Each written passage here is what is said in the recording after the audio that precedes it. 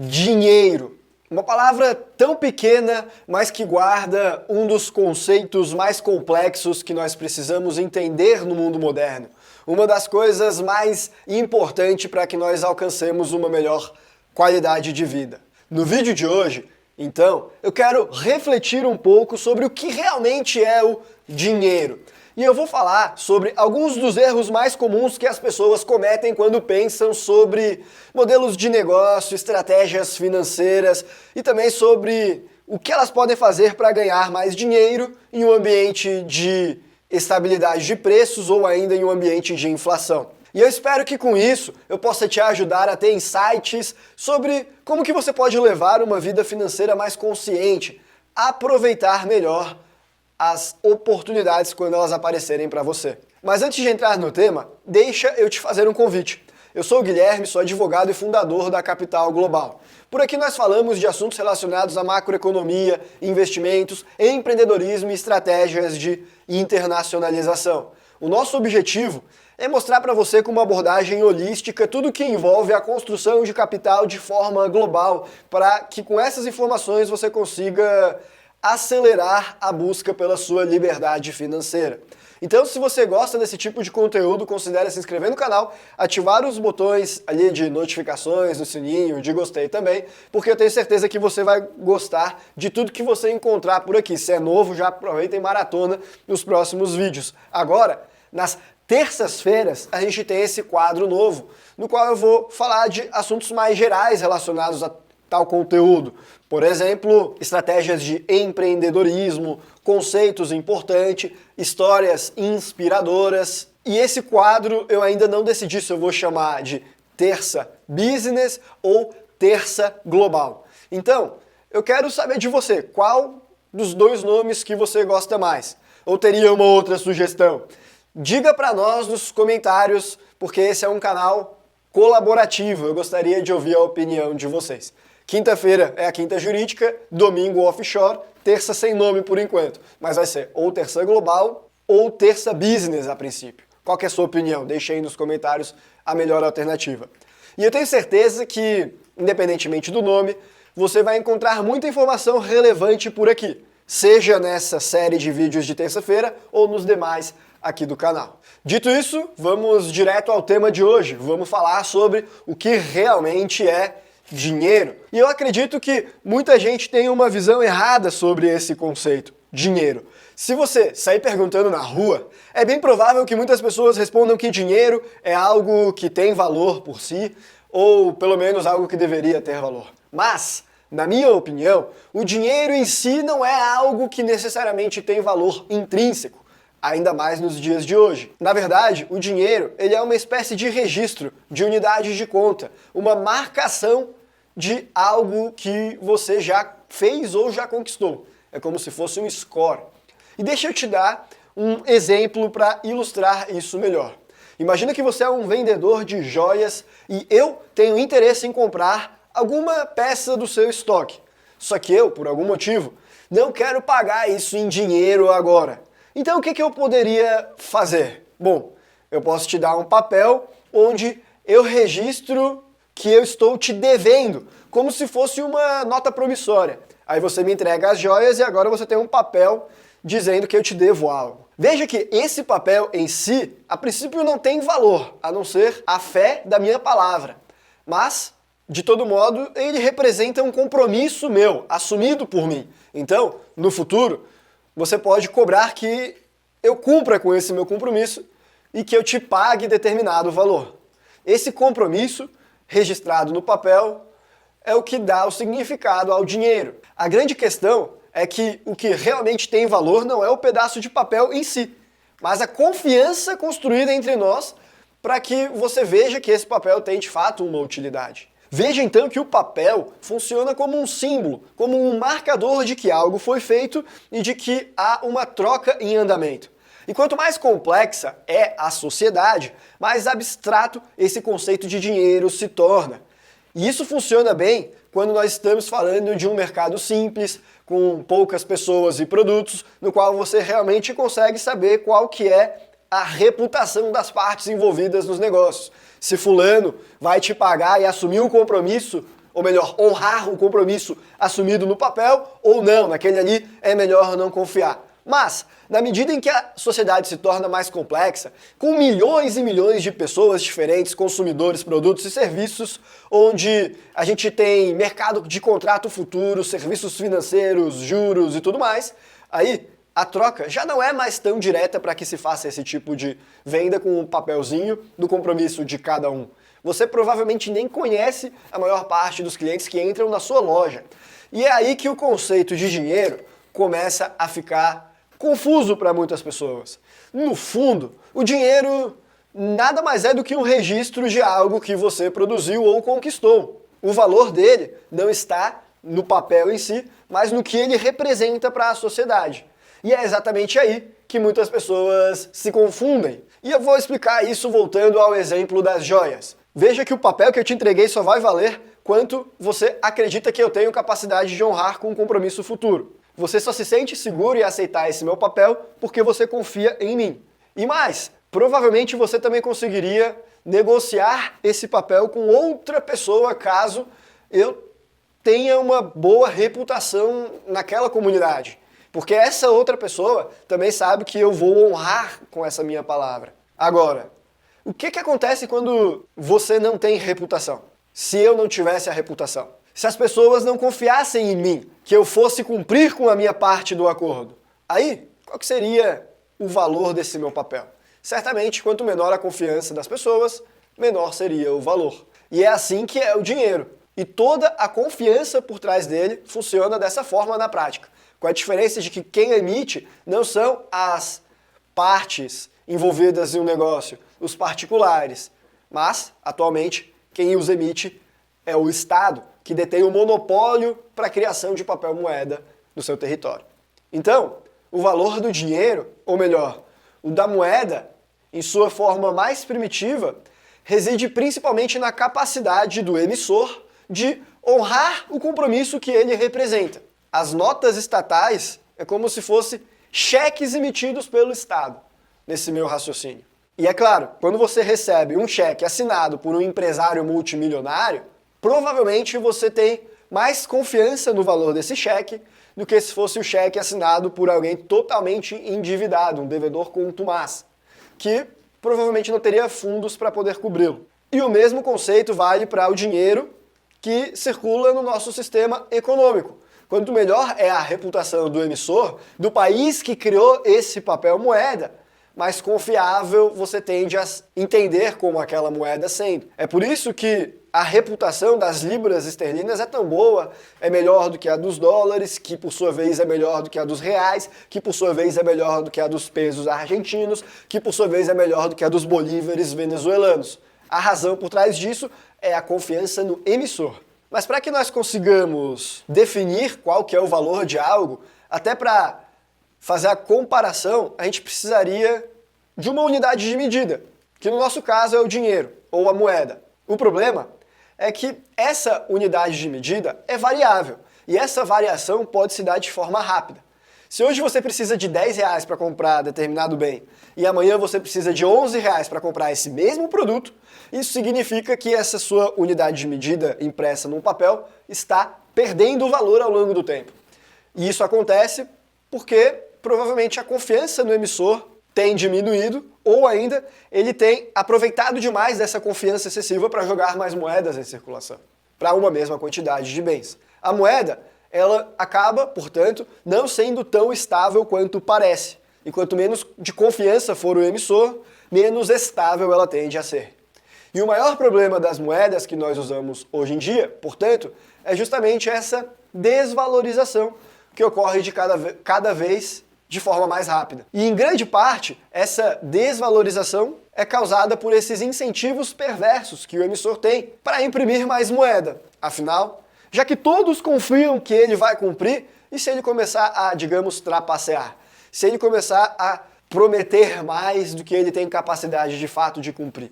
Se ele começar a gerar moeda do nada? Ao fazer isso, ele consegue pegar bens para ele, pagar suas dívidas, mas na medida em que essa nota promissória for trocando de mão na economia, a quantidade dessas notas também se dilui e diminui o poder de compra que ela tem para uma mesma quantidade de bens. Então você que confiou e pegou essa nota em primeira mão, vindo do Estado, saiba que ela tem mais valor do que depois que ela já passou por vários contribuintes, por vários pagadores de impostos, por vários comerciantes. Isso se chama efeito Cantillon, que o dinheiro ele perde valor quando aumenta a oferta dele para uma mesma quantidade de bens e serviços na sociedade, mas no primeiro momento que se coloca o dinheiro em circulação, ele ainda não perdeu valor não, ele precisa girar pela sociedade para que ela absorva essa informação de que há mais moeda em circulação para uma mesma quantidade de bens e serviços. Antes disso, não há tal alteração. E é por isso que para o emissor é fácil conseguir trapacear. E aí você pensa, bom, tem que colocar algum contrafreio aí, tem que impedir que o Estado saia imprimindo dinheiro a seu bel prazer. E eu concordo, isso aí é imprescindível, porque no final do dia, quem é que garante que um governo como o do Brasil não vai simplesmente decidir sair imprimindo mais um monte de dinheiro e, portanto, depreciar a sua própria moeda? Se você for parar para pensar, existem regulamentações, existem entidades estatais que possuem o fim de evitar que isso ocorra. Limites colocados. Porém, quem é que coloca esses limites? É o próprio Estado, que amanhã ou depois pode mudar tais limites. Por mais difícil que isso seja, em algumas sociedades mais do que em outras, o fato é que geralmente é esse o sistema que é desenhado. Então, a garantia de que a moeda estatal tem valor, no final do dia é a garantia de que o Estado de Direito, o ordenamento jurídico daquele país não vai descumprir com as metas estabelecidas de não imprimir dinheiro demais, por exemplo, de manter o valor da moeda, e que essas metas estabelecidas elas são razoáveis, é lógico. Não adianta ele falar que vai cumprir, mas que ele pode imprimir 1 quatrilhão de dólares por segundo, ou de bolívares venezuelanos, que seria mais provável ter esse tipo de regra lá do que nos Estados Unidos. Se bem que, olha, a coisa é feia em todos os lugares, mas do círculo de horrores que é as moedas estatais, certamente a dos Estados Unidos ainda é uma das menos feias. E aqui a gente entra em várias outras complexidades. Por exemplo, a simples percepção de que o governo pode vir a imprimir muito dinheiro por si só já é o suficiente para que a moeda desse país perca valor de mercado. E é por isso que quando assume um presidente anticapitalista em algum país, muitas vezes a moeda deprecia. Mesmo ele não tendo tomado nenhuma medida até então para aumentar a quantidade de moeda em circulação. E por que isso acontece? Porque se diminuiu a confiança no emissor daquele compromisso de que vai honrar e de que ele não vai sair emitindo mais um monte de compromisso. Porque quanto mais ele emitir notas se comprometendo a alguma coisa, menor é a possibilidade de ele conseguir cumprir com o disposto em cada uma dessas notas quando todo mundo vier a exigir isso aí dele. E aí eu te pergunto, nesse contexto de o que é o dinheiro nos dias atuais, que nada mais é do que uma relação de confiança, no qual uma das partes não deveria ser tão confiável assim, ou melhor, deveria ser confiável, mas não é tão confiável assim. Então, como que as pessoas podem fazer para proteger o patrimônio que elas possuem no longo prazo e garantir que o dinheiro delas não perca valor com o tempo? Olha, o segredo para isso está em buscar uma moeda ou ativo que tenha maior estabilidade e não sofra variações abruptas em curtos períodos de tempo. Definitivamente esse não é o caso do real, esse não é o caso do Brasil. Por aqui nós temos um problema estrutural na forma como a política monetária historicamente é realizada. Não por acaso nós já tivemos diversos planos diferentes para tentar controlar problemas como inflação. Mas como eu falei, isso não é uma particularidade do Brasil. Sejam os reais, os pesos argentinos ou até mesmo as libras esterlinas e os dólares. Todas as moedas, de uma maneira ou de outra, elas têm esse mesmo vício de origem, que é o dinheiro poder ser impresso a qualquer momento pela autoridade emissora, sem que haja realmente muitos limites, e mesmo quando esses limites existem, sem que haja muitas consequências pesadas para aqueles que os descumprirem. Então, fica muito na palavra deles mesmo. E esse não é um bom mecanismo de preservação de poder de compra. Porque as pessoas que ocupam cadeiras no Estado mudam, os contextos mudam, os interesses, os ensejos, as tensões, os conflitos. E é por isso que, embora umas sejam mais rápidas, outras mais devagar, o fato é que todas as moedas elas estão sujeitas à desvalorização por conta dessa maior quantidade de moedas em circulação. Então, uma das maneiras de você proteger o seu patrimônio dessa depreciação das moedas é você, por exemplo, dolarizar, você colocar os seus ativos em uma moeda mais forte que o real. Só que assim, você não resolveu de fato o problema, você só o retardou, porque a tendência é que ambas moedas se depreciem no longo prazo. Só que o dólar vai se depreciar de forma mais lenta do que o real, e é por isso que você pode ter a perspectiva de que conseguiu uma maior proteção. Mas tudo depende de comparação. Em relação ao real, sim. Mas em relação a outros ativos, talvez não. Então, sim, o primeiro passo na proteção é tentar manter o máximo possível dos seus ativos em moedas fortes, que não estão tão sujeitas à desvalorização. Isso já é uma estratégia defensiva, mas é só o primeiro passo. O ideal seria você manter os seus ativos em alguma moeda que não tenha esse vício de origem, que não tenha a necessidade de você confiar em ações humanas de um emissor para que elas sejam moedas fortes, com um bom padrão e de preservação de poder de compra. Moedas baseadas em algoritmos, em matemática, sem a necessidade de um emissor. Moedas privadas em um ambiente de ampla concorrência. O problema é que, historicamente, isso não é algo que nós temos, porque todas as tentativas de se fazer moedas privadas para concorrer com o Estado tendem a ser ceifadas, criminalizadas, perseguidas. E é aí que surge uma alternativa, o Bitcoin. Então será que o Bitcoin é a maneira correta de você se proteger dessa desvalorização das moedas tradicionais? Olha, honestamente, eu acredito que o Bitcoin tem potencial para isso, mas que ainda não é o momento, mas que talvez seja uma questão de tempo. E eu digo que o Bitcoin tem potencial para isso porque ele é justamente aquela moeda que não exige a confiança de um emissor mais. Ela é um cálculo matemático previamente estabelecido que vai ser deflacionário por sua própria natureza. Então você tem que confiar na tecnologia, mas não na vontade humana, que é muito mais difícil você quebrar essa tecnologia. Até hoje não se ouve história sobre isso e conseguir transformar o Bitcoin de moeda deflacionária em moeda inflacionária. É muito mais difícil você conseguir fazer isso do que você mudar uma política de Estado agora para dizer que dessa vez vamos imprimir mais dinheiro do que havíamos dito que iríamos até então. Então, o Bitcoin não tem esse controle central. Ele está protegido desse tipo de impressão desenfreada para diluir o valor dos Bitcoins que já existe. Então, sob essa perspectiva, é óbvio, o Bitcoin tem um grande potencial de se tornar uma excelente reserva de valor, que é uma qualidade interessante para o dinheiro, para as moedas. E eu sou muito otimista com o Bitcoin. Eu acredito que isso é o futuro, é uma oportunidade única de nós conseguirmos nos proteger de um avanço do autoritarismo dos estados sobre o nosso patrimônio, sobre o nosso dinheiro, sobre a moeda.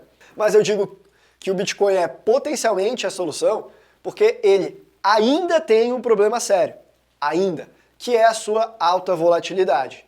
E para ser uma reserva de valor considerada boa como isso, ela precisaria preservar o valor ao longo do tempo. Não só valorizar de forma astronômica, mas ter uma estabilidade sobre o poder de compra. Porque é isso que gera previsibilidade e possibilidade de planejamento estratégico para médio e longo prazo.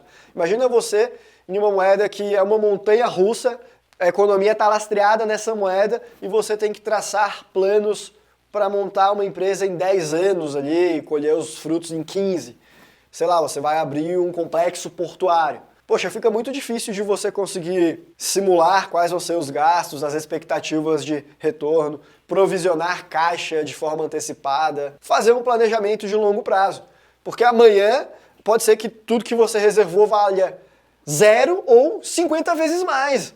E isso também é um problema, valer 50 vezes mais, porque talvez você deveria ter alocado de forma distinta, então. E o Bitcoin ainda é essa moeda com volatilidade que um dia vale 0, o outro 50. Quem investe em Bitcoin hoje não tem como ter certeza aí se amanhã isso aí vai ter subido 5% ou caído 10%. Isso é um fato, a moeda varia muito e muito rapidamente. O que, para quem está na ponta certa, pode ser lucrativo, mas para funcionar como moeda não é tão interessante assim, porque não é uma reserva de valor estável. No entanto, eu acho, na minha opinião pessoal mesmo, que isso é só uma questão de tempo, porque quanto mais se injetar dinheiro dentro do Bitcoin, mais vai precisar de injeção de dinheiro para conseguir modificar o preço dele. É muito mais fácil você fazer a curva com um jet ski do que você fazer a curva com um navio. E hoje o Bitcoin ainda é um jet ski, em termos de market cap. Mas se a gente tiver um cenário de hiper-bitcoinalização, se é que eu falei corretamente, um cenário no qual o Bitcoin realmente vira a reserva monetária mundial, que hoje nós temos o padrão dólar, amanhã a gente tem o padrão Bitcoin, por exemplo, olha, aí nesse caso é bem provável que ele consiga estabilizar e cumprir o papel de ser uma boa reserva de valor, não tão volátil. Para a tristeza daqueles que querem enriquecer com a valorização do Bitcoin, porque cada vez mais ele vai modificar menos o preço, mas para a felicidade daqueles que olham para o Bitcoin com fim nele mesmo e não em enriquecimento próprio. No Bitcoin como algo para ser utilizado para fazer a sociedade mais livre e independente das amarras dos estados, do poder central, da manipulação econômica através da moeda. Hoje, ele é a nossa melhor tecnologia nesse sentido. Ele tem as qualidades necessárias para isso, mas ele ainda precisa de um processo de amadurecimento. E é claro que isso é a minha opinião, não é nenhuma recomendação de compra ou de uso de nenhuma moeda, nem mesmo do Bitcoin. É apenas o que eu penso sobre tudo isso. E o Bitcoin deveria ser visto não como uma possibilidade de investimento, mas como uma moeda em si. Hoje ele é muito mais visto como investimento do que como moeda. Mas a tendência é que com o tempo a percepção das pessoas comece a mudar. Assim esperamos. E por esse vídeo eu fico por aqui, mas antes de ir embora eu preciso te lembrar, comenta aí, terça global ou terça business? Qual nome você acha mais adequado para esse novo quadro aqui do canal? Porque por hoje nós ficamos por aqui. Um abraço e até a próxima.